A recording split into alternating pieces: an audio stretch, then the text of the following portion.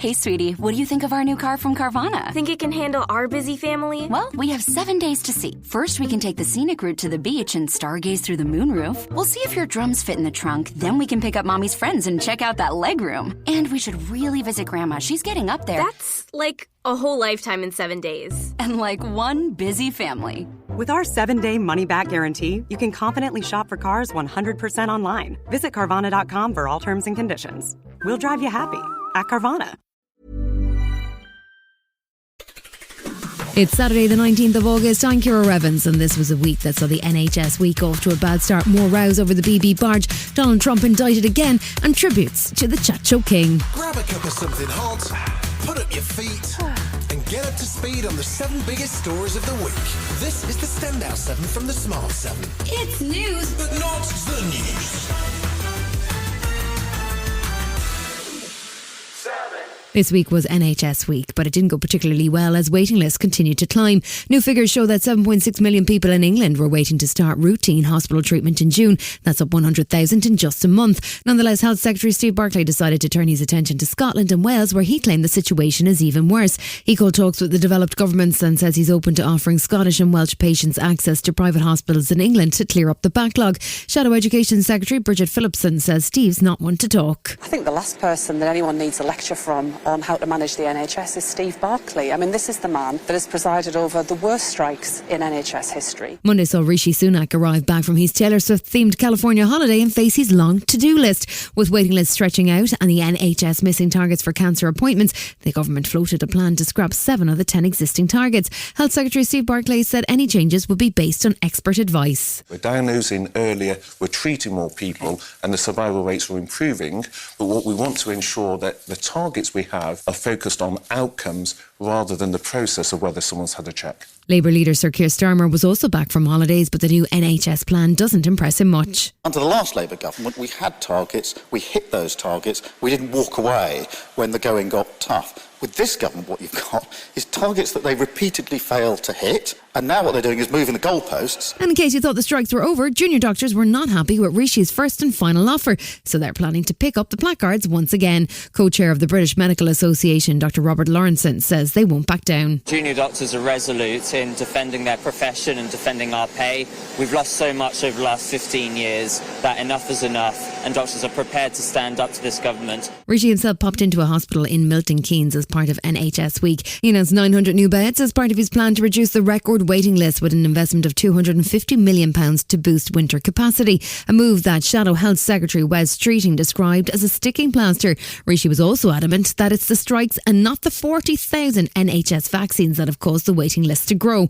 However, even with junior doctors striking and consultants due to strike, Health Minister Will Quince was staying on message with Rishi's first and final offer. The Prime Minister has been really clear that the discussion on pay is now closed. We've accepted those recommendations in full. My door remains open to discuss other issues around working environments and conditions, but pay is closed, and I think that's the right decision. NHS Week wrapped up with confirmation that the government is in fact scrapping 7 of the 10 NHS cancer targets as it bids to streamline the cancer diagnosis process from October. The 3 new targets will be 28 days for an urgent GP referral, 62 days from referral to treatment, and a 31-day target to start treatment for those with a cancer diagnosis who've made a decision to have treatment. Dr Peter Johnson, National Clinical Director for Cancer at the NHS England, was keen to point out that there has been massive investment, but that keeping track of 10 targets was just too complicated. We've increased the number of oncologists and we continue to invest in our workforce.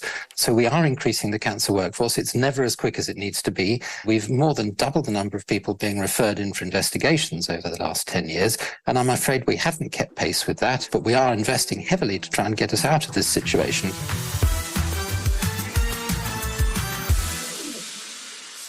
The Bibby Stockholm barge docked in Dorset was supposed to be a quick fix for the ongoing problems with housing for migrants and asylum seekers, but it turned out to be an absolute mess as 39 migrants had to be evacuated from the barge last weekend after traces of Legionella disease were found in the water systems.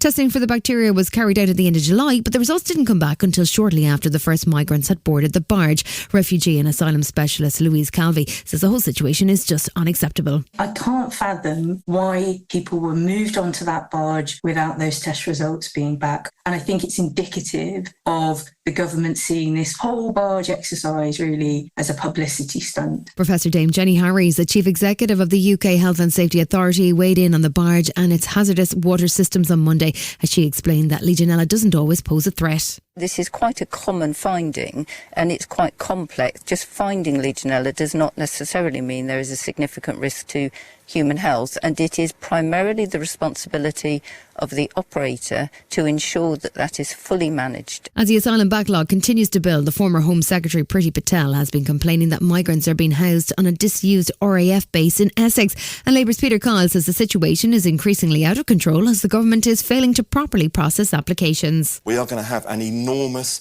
mess to clear up. We will start on day one by making progress on it. There is something broken in this system, but let's be really clear, the people who are currently running the country, they broke it. Despite the many problems with the barge, Rishi was standing by his Stop the Boat pledge but wasn't prepared to discuss the calamitous sequence of health and safety issues around the barge plan and seemed intent on firing ahead. This is about fairness. It's about the unfairness, in fact, of British taxpayers forking out £5 or £6 million a day to house illegal migrants in hotels up and down the country, with all the pressure that puts on local communities. Labour's Jonathan Ashworth says the government is also failing to tackle the root of the problem, people smugglers. The Conservatives are doing nothing to go after these criminal gangs. So Labour would go after those gangs, would invest in a proper serious crime agency to really crack down on them. That's how you deal with this problem.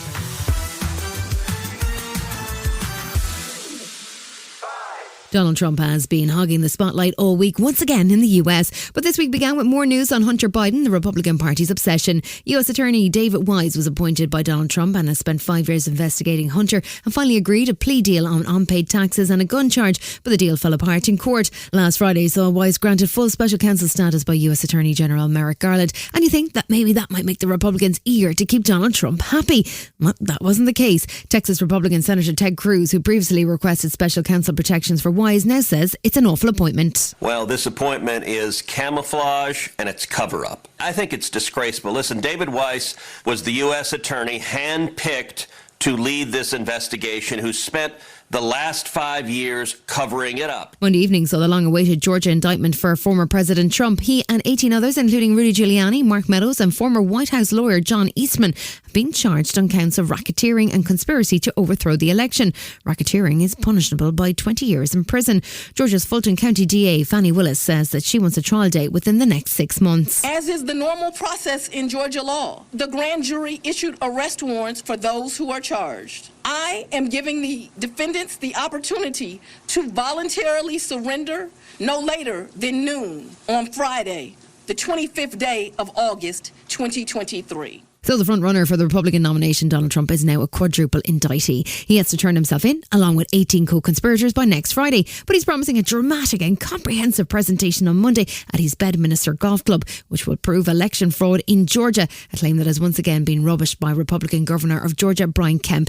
In a moment that every news producer dreams of, former presidential candidate Hillary Clinton was live on MSNBC as the racketeering indictment dropped. But she managed to keep a straight face and not shout, "I told you so," at the top of her voice. I don't feel any satisfaction. I feel great, profound sadness that we have a former president who has been indicted for so many charges that went right to the heart of whether or not our democracy would survive. Republicans have supported Trump through all of the charges so far, and even his greatest critic, former New Jersey Governor Chris Christie, isn't impressed by Fannie. She's been investigating this thing for two and a half years. Jack Smith comes in within the last year. He swoops in, he charges quickly, and she said, whoa, wait a second. I've been looking at this. I'm sure what this indicates is there's not cooperation between her office and the special counsel's office.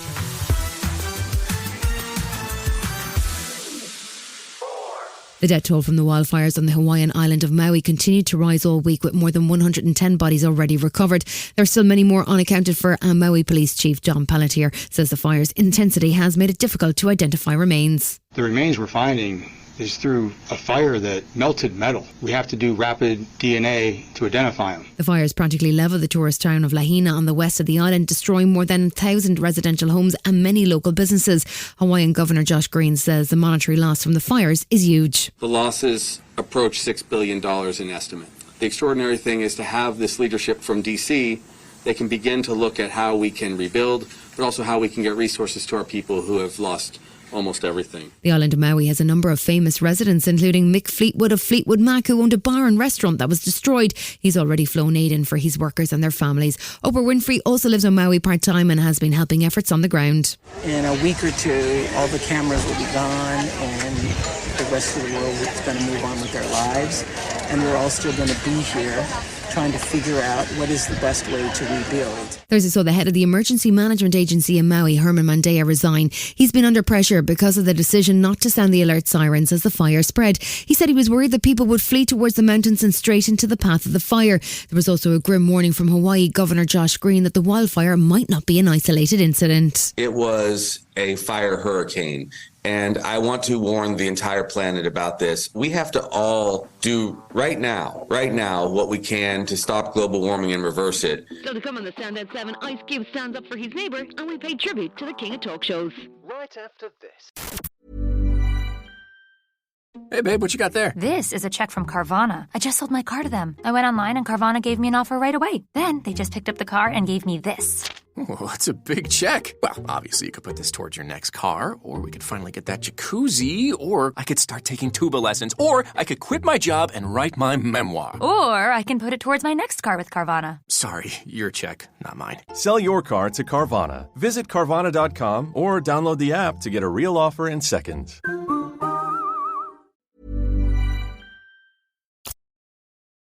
Welcome back.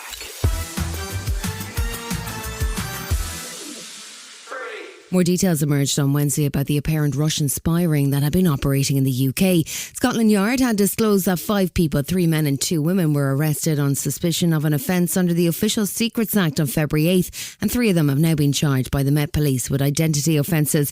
They're accused of posing as American journalists with IDs for the Discovery Channel and National Geographic amongst the materials seized. Former head of the National Counter-Terrorism Security Office, Chris Phillips, says the alleged spies are potentially dangerous. We know that Russians are actively killing people and have been killing people across Europe and in the UK. We don't know exactly what these have been up to. That will become clearer, hopefully, at the trial day. Former MI6 intelligence officer Harry Ferguson says it's all a bit of a shambles and MI5 only broke the story because of the legal necessity of the trial.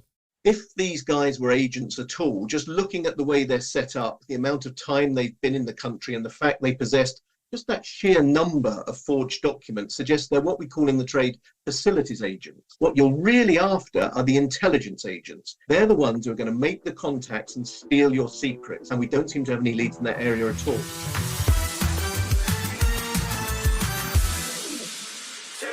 We've had every possible take on Meghan and Harry, you would think, but you'd be wrong. Monday saw an unexpected Meghan ally speak up, none other than Ice Cube. He was asked about a tabloid newspaper's headline, "Harry's girl is almost straight out of Compton," famously used about Meghan back in 2016. She and Harry felt it was racist and described the debate that followed as a horrible experience. Ice was happy to defend his former neighbour.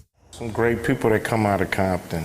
You know, some of them are better than the people that come out of Beverly Hills. But I think, you know, when you're in the house, you can make more changes to the house than when you're outside of the house.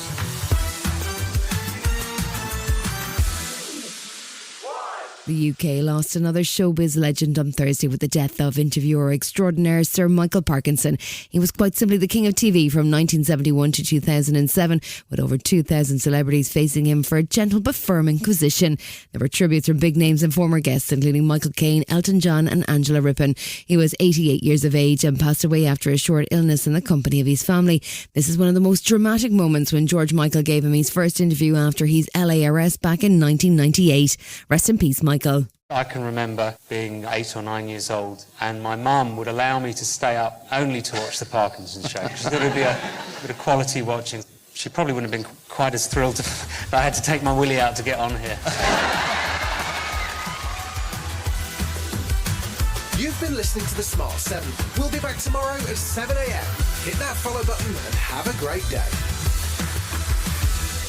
Give us 7 minutes and we'll give you the world. The United States Border Patrol has exciting and rewarding career opportunities with the nation's largest law enforcement organization. Earn great pay with outstanding federal benefits and up to $20,000 in recruitment incentives. Learn more online at cbp.gov/careers/USBP.